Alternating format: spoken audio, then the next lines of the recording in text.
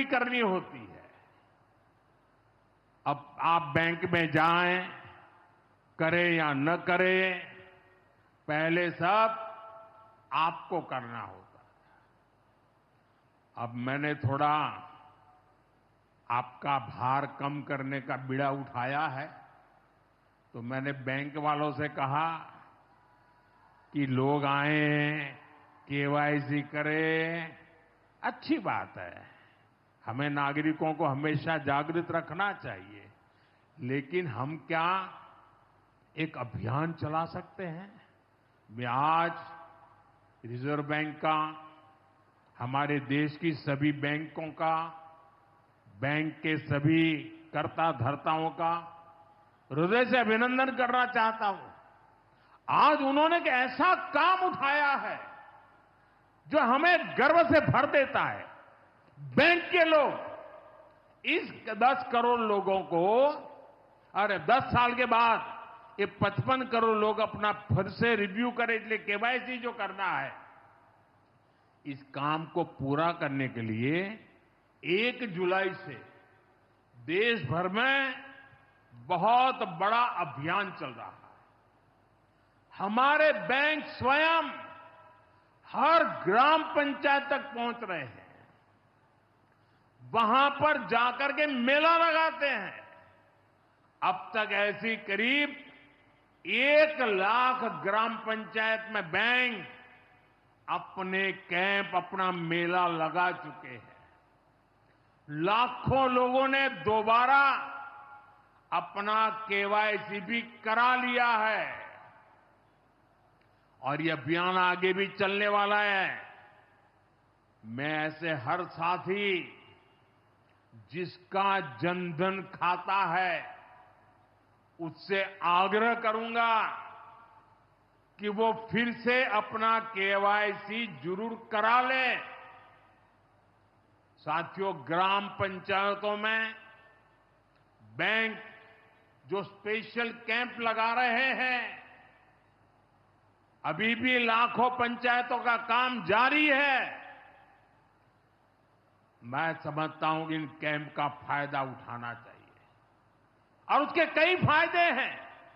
एक और फायदा भी है, इन कैंपों में प्रधानमंत्री सुरक्षा बीमा योजना, प्रधानमंत्री जीवन ज्योति बीमा योजना, अटल पेंशन योजना, ऐसी अनेक योजनाओं का रजिस्ट्रेशन भी हो रहा है। और ये बीमा तो ऐसा है कि एक चाय के खर्चे से भी कम खर्चा लग जाता है। ये योजनाएं आपकी बहुत मदद करती है। इसलिए बैंकों ने जो जितना बड़ा अभियान चलाया है, आप इसका बहुत फायदा लीजिए। पूरे देश के लोगों से मैं कहता हूं, आप इन कैंपों में जरूर जाइए। अब अगर आप अब तक इन योजनाओं से नहीं जुड़े हैं तो उनके लिए रजिस्ट्रेशन करवाइए और अपने जनधन खाते का केवाईसी भी कराइए। मैं भाजपा के और एनडीए के सभी प्रतिनिधियों से कहूंगा कि वो ज्यादा से ज्यादा लोगों को इस अभियान के प्रति जागरूक करें। बैंकों से बात करें कब कैंप कहां लगने वाला है, वो क्या मदद हम कर सकते हैं। हम सामने से होकर बैंकों के इतने बड़े काम में हाथ बटाएं, उनको मदद करें और ज्यादा से ज्यादा लोगों को, जहां भी कैंप लगता है उस इलाके के लोगों को इस अभियान से जोड़े। साथियों, आज महादेव की नगरी में विकास और जन कल्याण के इतने काम हुए। शिव का अर्थ ही होता है, शिव का मतलब ही है कल्याण। लेकिन शिव का एक रूप और भी है। शिव का एक रूप तो कल्याण है, शिव का दूसरा रूप है रुद्र रूप। सामने जब आतंक और अन्याय होता है तब हमारे महादेव रुद्र रूप धारण करते हैं। ऑपरेशन सिंदूर के दौरान दुनिया ने भारत का यही रूप देखा है। भारत पर जो वार करेगा वो पाताल में भी नहीं बचेगा। लेकिन भाइयों बहनों, दुर्भाग्य से ऑपरेशन सिंदूर की सफलता पर हमारे देश के कुछ लोगों को भी पेट में दर्द हो रहा है। ये कांग्रेस पार्टी और उनके चेले चपाटे, उनके दोस्त इस बात को पचा नहीं पा रहे कि भारत ने पाकिस्तान के आतंकी ठिकानों को तबाह कर दिया। मैं मेरे काशी के मालिकों से पूछना चाहता हूं, भारत की ताकत से आपको गर्व होता है कि नहीं होता है? ऑपरेशन सिंदूर से गर्व होता है कि नहीं होता है? आतंकियों के ठिकानों को नष्ट करने का आपको गर्व होता है कि नहीं होता है? साथियों, आपने वो तस्वीरें देखी होगी कैसे हमारे ड्रोन्स, हमारे मिसाइल्स ने सटीक वार करके आतंक के हेडक्वार्टर्स को खंडहर बना दिया। पाकिस्तान के कई सारे एयरबेस तो आज भी आईसीयू में पड़े हैं। पाकिस्तान दुखी है, ये तो सब कोई समझ सकता है। लेकिन पाकिस्तान का ये दुख कांग्रेस और सपा से सहन नहीं हो पा रहा।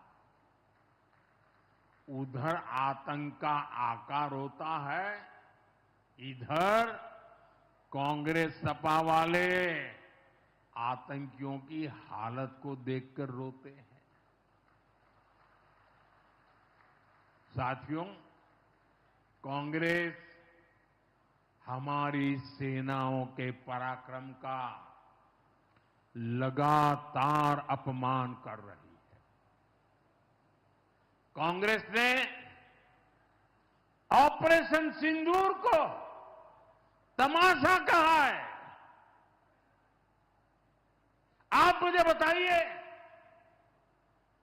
सिंदूर कभी भी तमाशा हो सकता है क्या? हो सकता है क्या? क्या सिंदूर को तमाशा कोई कह सकता है क्या? हमारी सेना का पराक्रम और बहनों के सिंदूर का बदला तमाशा कहने की ये हिम्मत, ये निर्लज्जता, भाइयों बहनों, वोट बैंक और तुष्टीकरण की इस राजनीति में ये समाजवादी पार्टी भी पीछे नहीं है। ये सपा के नेता संसद में कह रहे थे, पहलगाम के आतंकवादियों को अभी क्यों मारा? अब बताइए, क्या उनको पूछ फोन करूं क्या? सपा वालों को मारूं क्या ना मारूं? कोई मुझे बताए भाई, सामान्य बुद्धि से बताए, क्या आतंकवादियों को मारने के लिए भी क्या इंतजार करना चाहिए क्या? क्या उन्हें भागने का मौका देना था क्या? ये वही लोग हैं जो यूपी में जब सत्ता में थे तब आतंकवादियों को क्लीन चिट देते थे, बम धमाके करने वाले आतंकियों से मुकदमे वापस लेते थे। अब उन्हें आतंकवादियों के मारे जाने पर परेशानी हो रही है। इन्हें ऑपरेशन सिंदूर के नाम पर परेशानी हो रही है। मैं इन लोगों को काशी की धरती से कहना चाहता हूं, ये नया भारत है।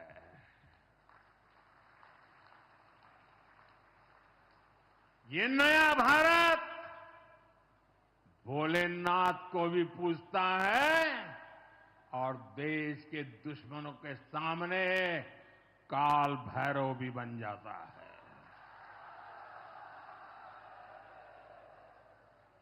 साथियों, ऑपरेशन सिंदूर के दौरान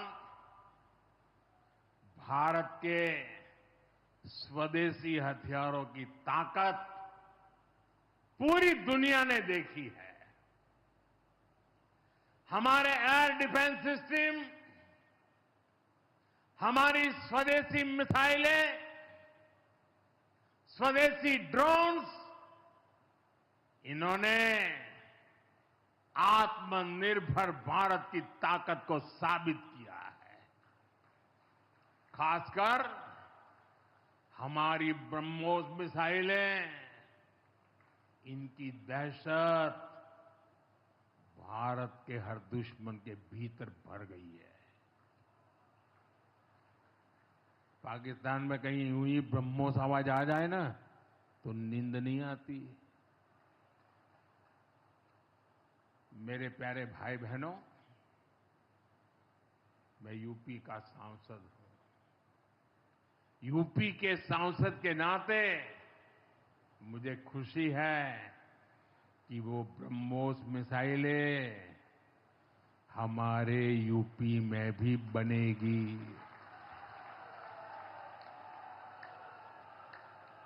लखनऊ में ब्रह्मोस मिसाइल की मैन्युफैक्चरिंग शुरू हो रही है।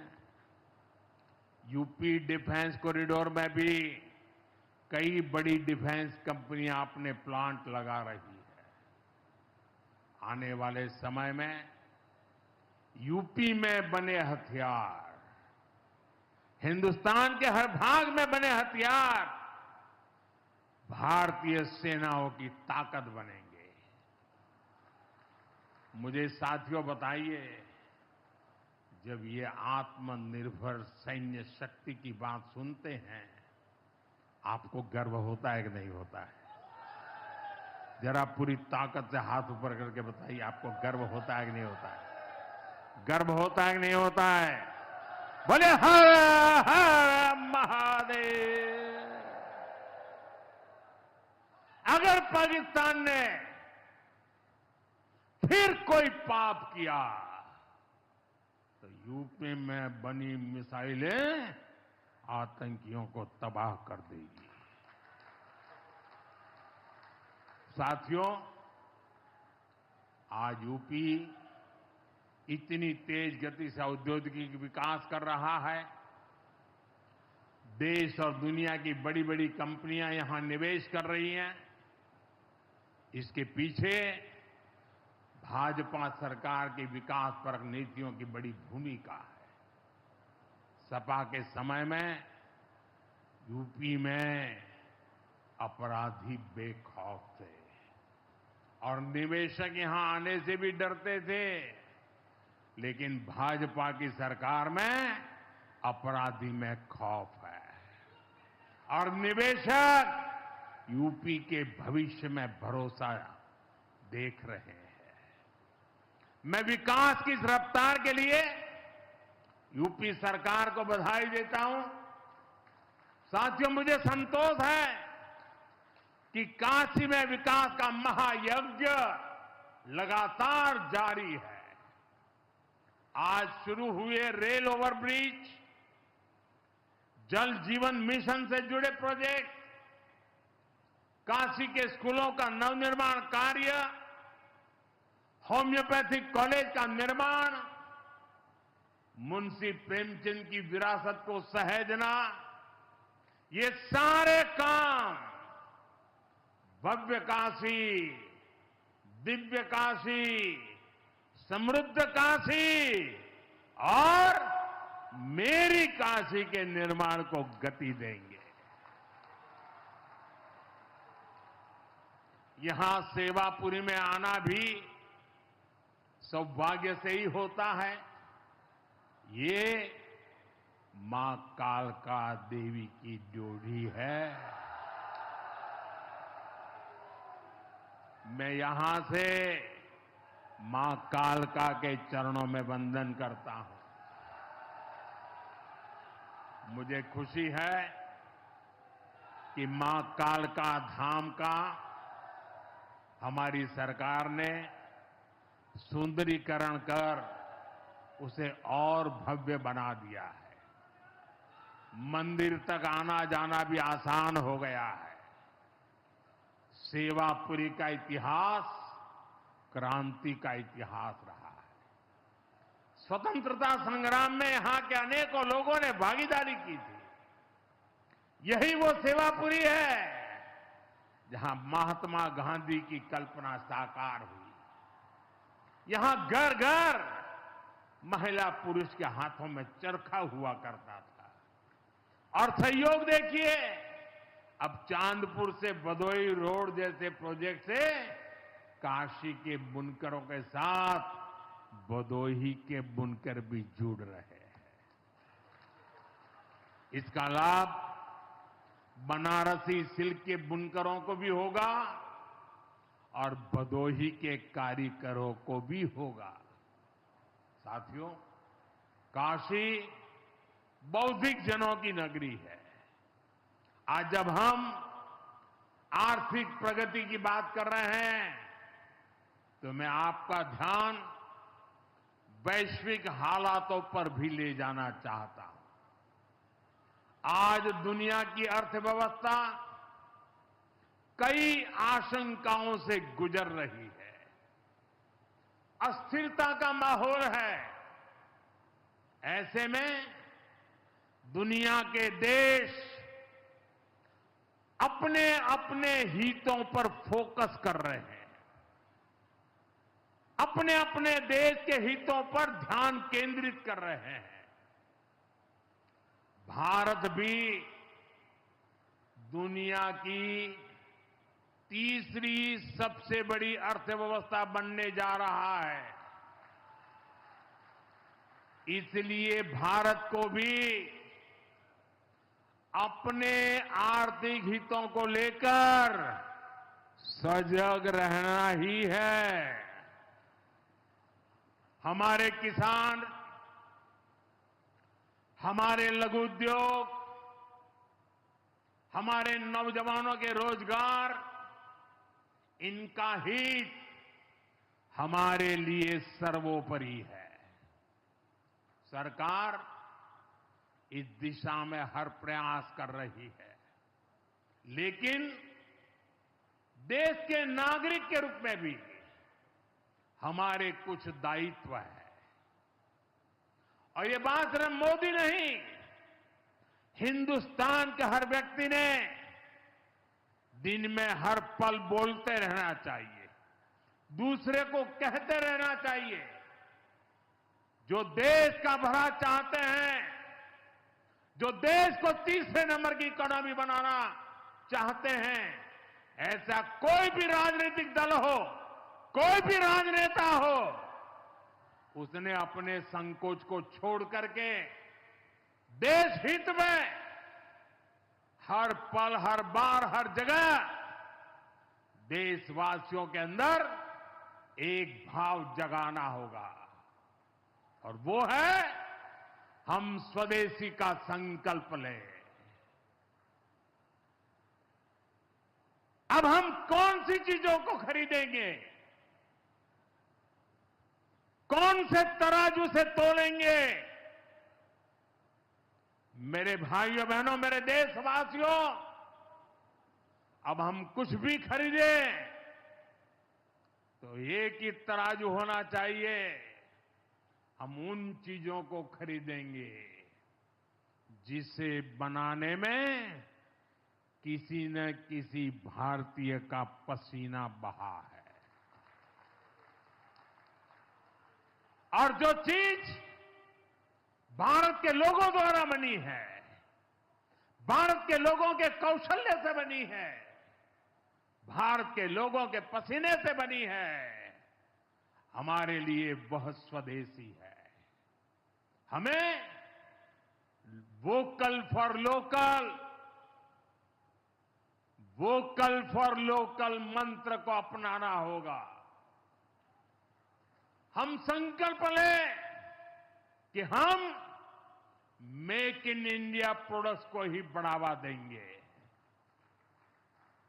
हमारे घर में जो कुछ भी नया सामान आएगा, मैं नए सामान की बात कर रहा हूं, हमारे घर में जो भी नया सामान आएगा वो स्वदेशी ही होगा। ये जिम्मेदारी हर देशवासी को लेनी होगी। और मैं आज मेरे व्यापार जगत के भाई बहनों से विशेष आग्रह करना चाहता हूं। मैं मेरे दुकानदार भाई बहनों से आग्रह करना चाहता हूं, जब दुनिया इस प्रकार से अस्थिरता के माहौल से गुजर रही है, तब हम भी, चाहे व्यापार हो, छोटी दुकान हो, कारोबार करते हो, अब हम हमारे यहां से सिर्फ और सिर्फ स्वदेशी माल ही बेचेंगे। साथियों, ये स्वदेशी माल बेचने का संकल्प भी देश की सच्ची सेवा होगा।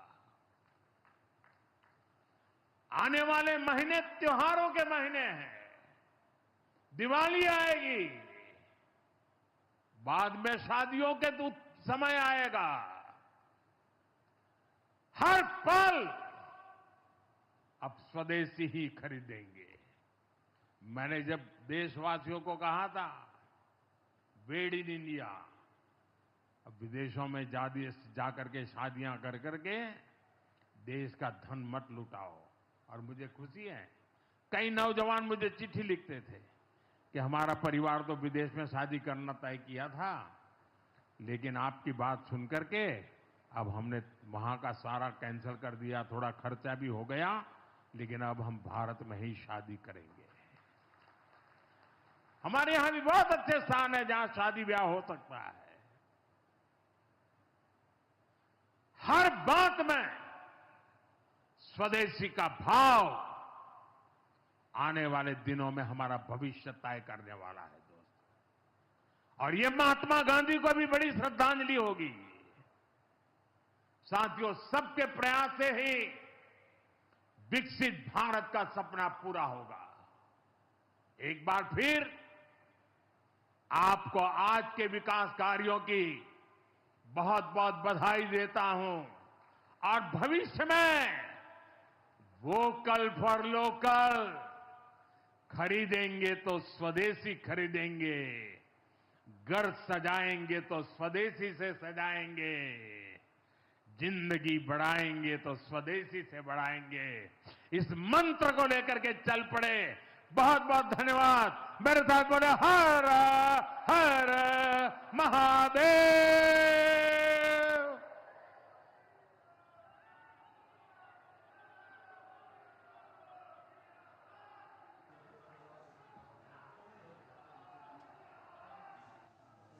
बहुत बहुत आभार, बहुत बहुत धन्यवाद, बहुत बहुत साधुवाद माननीय प्रधानमंत्री जी, आपके इस प्रेरणादायी उद्बोधन के लिए।